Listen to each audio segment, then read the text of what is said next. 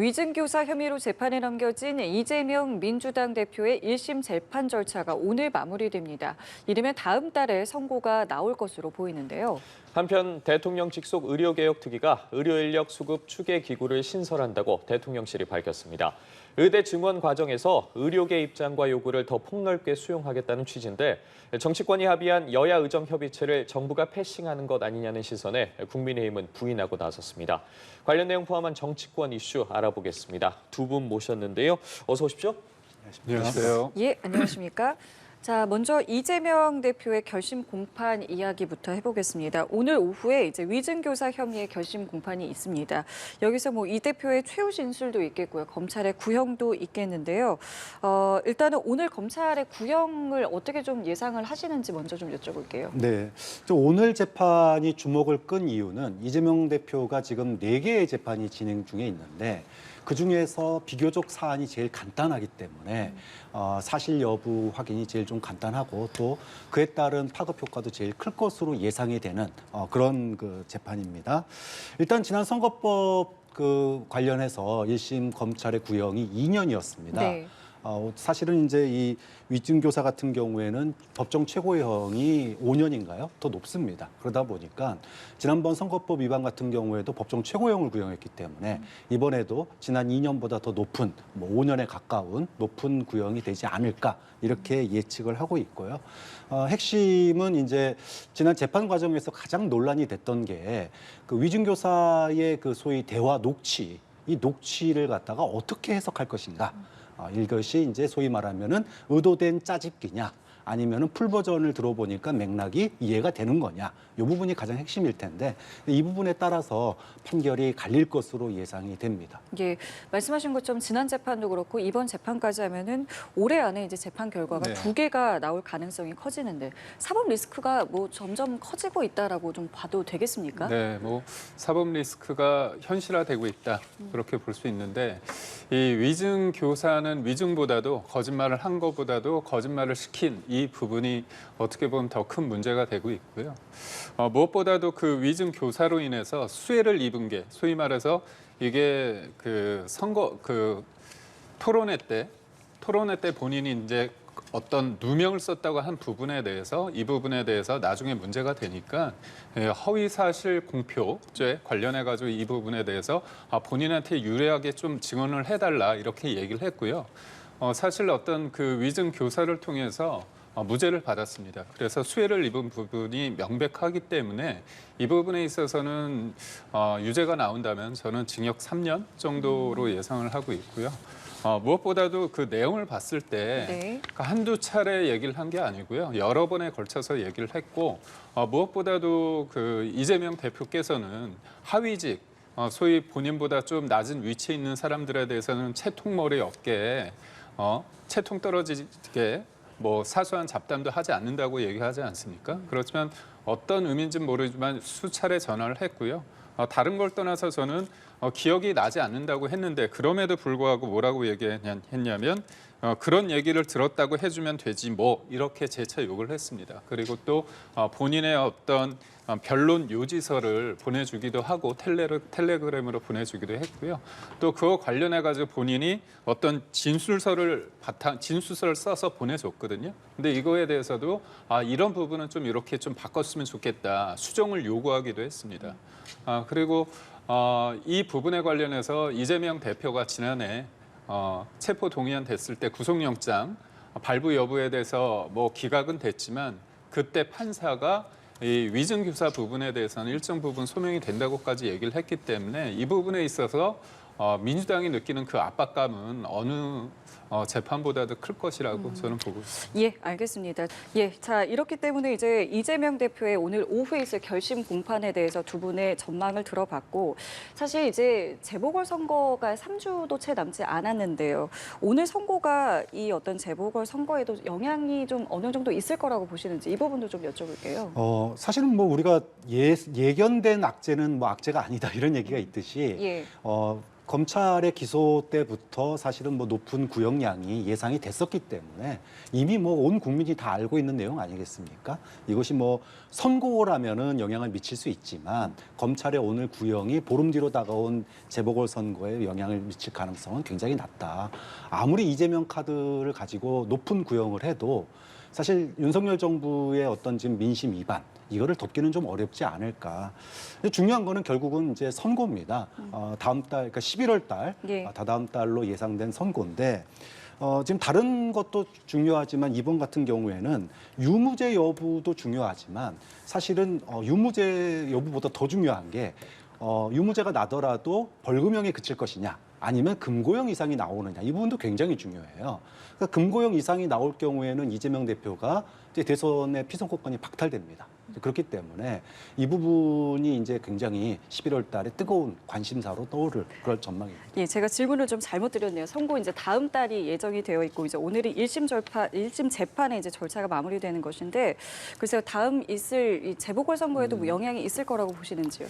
사실 호남 지역 같은 경우는 이제 민주당과 조국 혁신당 관련해 가지고 경쟁을 하고 있는데 여러 가지 이제 파열음이 노출되고 있죠. 근데 이 사법 리스크가 이재명 대표 관련해서는 국민들이 많이 알고 있고 또 무엇보다도 조국 대표는 1, 2심에서 유죄를 받았기 때문에 제가 뭐 이런 표현이 그렇지만 50보 100보다 그래서 큰 의미는 가지지 않을 것 같습니다. 다만 강화 쪽과 부산 쪽에 있어서는 이 사법 리스크에 대해서 중도 표심이 어떻게 볼 것인가. 그러니까 구형이란 게 검찰의 어떤 구형이고 그 판사의 판결은 아니지만 이런 구형을 통해서 많은 분들이 이재명 대표의 어떤 사법 리스크가 구체적으로 좀 알려지게 되는 계기가 되거든요. 그런 관점에서 봤을 때 그냥 막연하게 언론에서 불거지던 어떤 의혹 제기 수준을 넘어서 검찰이 구형을 하기 위해서는 법에 근거해서 구형을 하기 때문에 이런 부분에 있어서 문제가 있었구나 이런 거를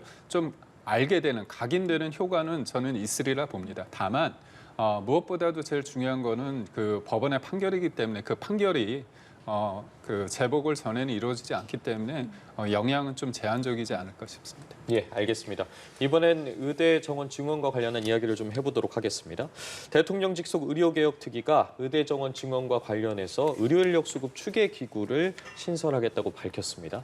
이제 의사 단체 등이 조금 더 전문가들을 과반수 이상 참여시켜서 폭넓게 의견을 듣겠다는 건데 일단 의료계에서는 환영한다는 입장을 밝혔지만 이게 근본적인 해결책은 아니다라는 입장을 내놨거든요. 이 부분에 대해서 좀 어떻게 보십니까?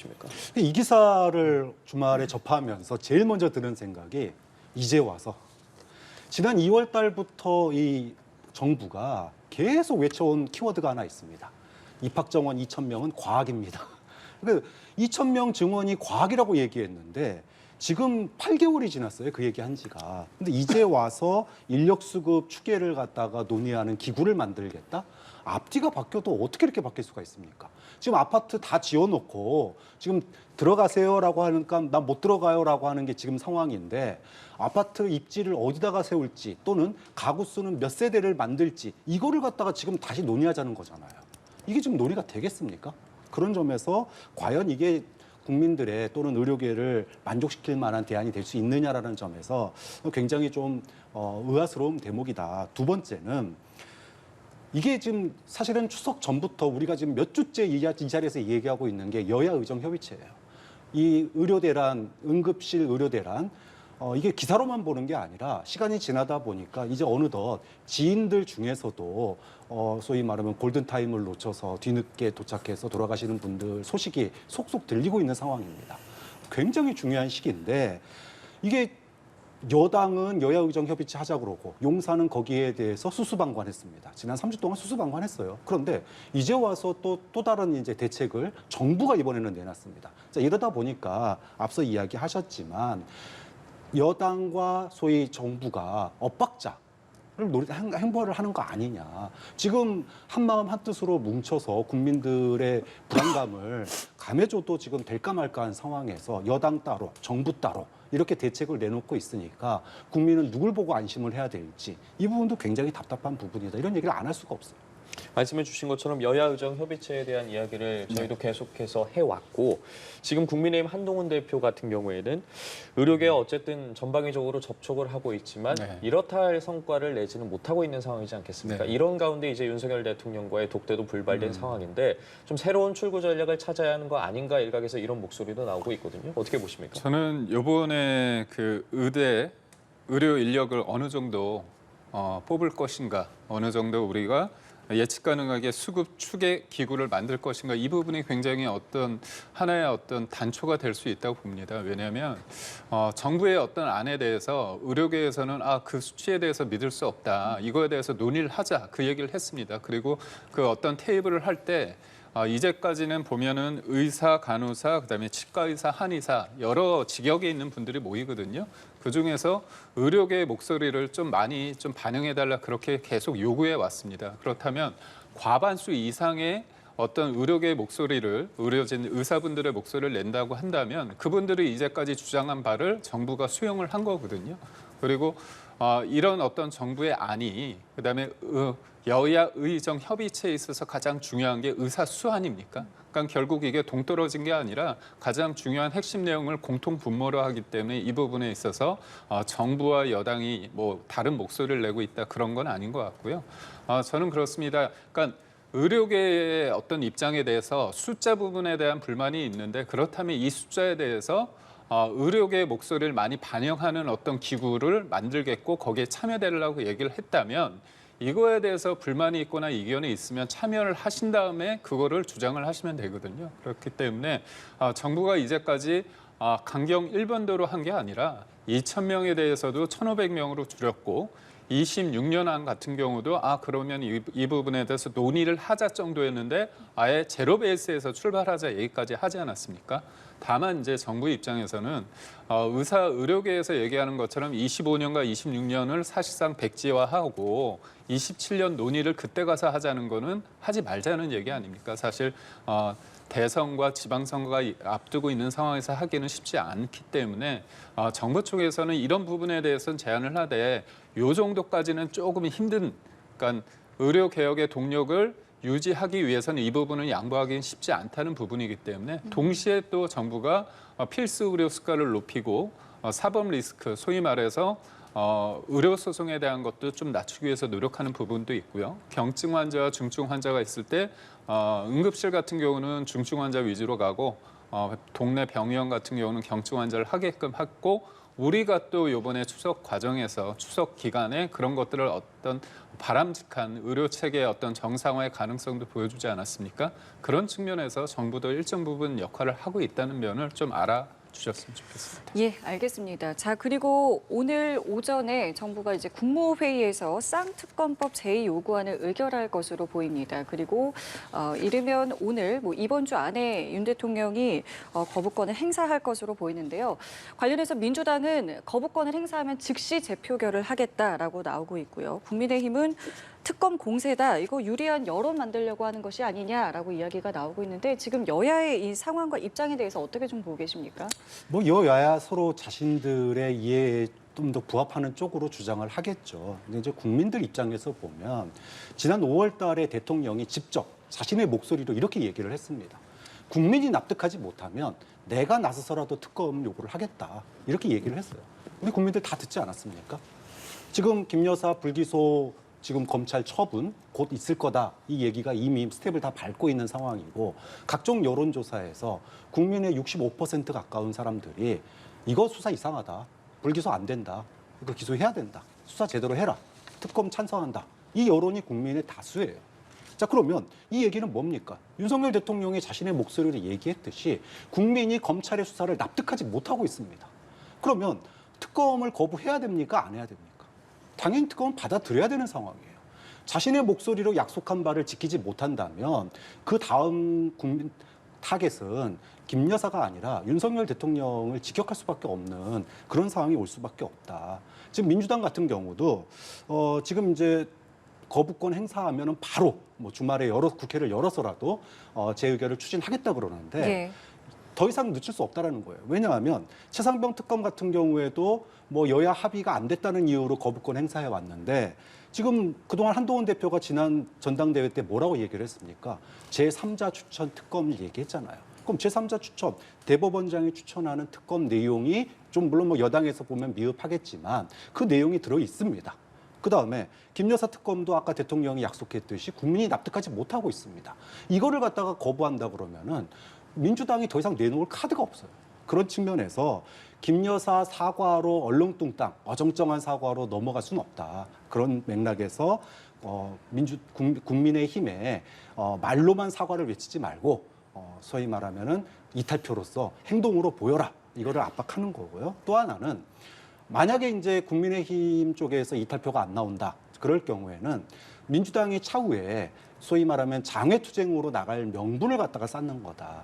그런 측면에서 국민들의 분노라든지 국민들의 어떤 소위 말하면 투쟁의 수위를 높이는 이런 부분에 대한 공감대, 여론이 어느 정도 형성됐다. 민주당은 이렇게 파악하고 있기 때문에 거부권이 행사되자마자 다시 재표결을 하는 쪽으로 추진을 하고 있는 것 같습니다. 이탈표를 말씀을 하셨고 네. 말씀하신 것처럼 민주당에서는 거부권 행사하면 이번 주 금요일, 토요일이라도 열어서 네. 당장 재표결하겠다라는 것인데 말씀하신 것처럼 국민의힘 안에서 이탈표가 나올 것 같으십니까? 우선 사실관계 하나만 좀 제가 짚고 넘어가자면 대통령이 그때 기자회견 당시에 수사가 미진할 경우에 특검을 요구하겠다. 그거는 해병대원 특검이고요. 김건희 여사 특검 관련해서는 그런 말씀을 하신 적이 없습니다. 그리고 김건희 여사 관련해 가지고 문제가 되고 있던 명품백 수수 의혹 관련해서는 검찰에서 지금 수사를 하고 있고 수사심의위원회에서 불기소 얘기도 나오지 않았습니까? 근데 이제 저는 이제 법적인 측면을 떠나서 여사가 받은 부분에 대해서는 부적절한 처신이고 그거는 여사가 저는 사과를 해야 된다고 보고 있고요. 대통령이 앞서서도 부적절한 처신에 대해서 국민께 심려를 끼쳐드린 부분에 대해서는 사과드린다고 얘기를 했습니다. 그거는 이렇게 일단 말씀드리고요. 저는 재표결을 했을 때 이른바 이제 8표가 관심사인데 그거에 관련해서 이른바 이탈표는 없을 거라고 저는 확신을 하고 있습니다. 뭐냐면 당내에서 김건희 여사 관련해서 제가 앞서 말씀드린 것처럼 부적절한 처신에 대해서 그 문제가 있다고 보고 여사의 어떤 사과를 요구하는 목소리는 있습니다. 하지만 지금의 김건희 여사의 특검이 이제까지 의혹 수준이나 주장의 일방적인 부분이 있고요. 무엇보다도 특검이란 게 중립적인 위치에서 해야 되지만 결국은 고발을 민주당이 했는데 검사도 소위 말해서 민주당과 조국 혁신당이 정하는 사람으로 돼 있거든요. 그렇다면 그거는 중립적인 상황으로 담보하기는 어렵다. 그리고 무엇보다도 왜 이재명 대표, 민주당이 이렇게까지 하느냐. 앞서 우리가 논의한 것처럼 사법 리스크. 그러니까 물속에서 보면 시야를 흐트러뜨리기 위해서 흙탕물을 막 만드는 거 아닙니까? 그러니까 관심을 이재명 대표의 사법 리스크에 관심을 좀 더 이렇게 관심을 옮기기 위해서 과도하게 기승전결, 김건희 여사를 악마화하는 거 아니냐 이런 것들이 비등하기 때문에 이 부분에 대해서는 이탈표는 없다. 제가 단호하게 말씀드릴 수 있습니다. 조금 전 들어온 소식에 따르면 정부가 오늘 오전에 한덕수 국무총리 이제 주재로 국무회의를 열고 야당이 단독 처리한 쌍특검법에 대한 제외 요건을 의결했다고 합니다. 관련한 내용을 조금 더 전해드리면 오늘 국무회의에서 해병대원 특검법과 김건희 여사 관련 특검법, 이 지역화폐법에 대한 제의 요구안을 상정했는데요. 한 총리는 야당이 앞서 폐기됐던 두 특검법의 위헌성을 한층 강화해 재처리했다면서 타협 없이 법과 원칙에 따라 대응하겠다고 강조했습니다. 지역화폐법 또한 지자체 자치권과 정부 예산 편성권 침해 가능성 등을 우려했습니다. 앞서 대통령실도 이들 법안에 대한 제의 요구 필요성을 예고해서 이번 주 안에 윤 대통령이 거부권을 행사할 전망인데요. 관련해서 이제 윤 대통령이 어떤 결정을 할지에 대해서 이제 주목이 되는데 조금 전에 어쨌든 국무회의가 열렸고 한 총리가 이같이 제의 요구안 의결을 했습니다. 거부권은 행사하는 수순으로 봐야겠죠. 네. 어떻게 보십니까? 맞습니다. 제가 앞서 말씀드린 것처럼 도덕적으로 윤리적으로 문제 있는 것과 실제로 법적인 부분 그리고 하나의 사건이 아니라 여러 사건을 종합적으로 해서 김건희 여사를 악마화하고 이재명 대표의 어떤 사법 리스크들을 줄이기 위한 물타기하기 위한 그런 정략적이라는 부분에 대해서 이론이 없다 봅니다. 그렇기 때문에 거부권 행사는 당연히 있어야 된다고 보고 있습니다. 알겠습니다. 오늘 두 분 말씀은 저희 여기까지 함께 하도록 하겠습니다. 지금까지 김기웅 전 대통령실 부대변인 박창환 장한대 특임 교수와 함께했습니다. 두 분 감사합니다. 고맙습니다. 고맙습니다.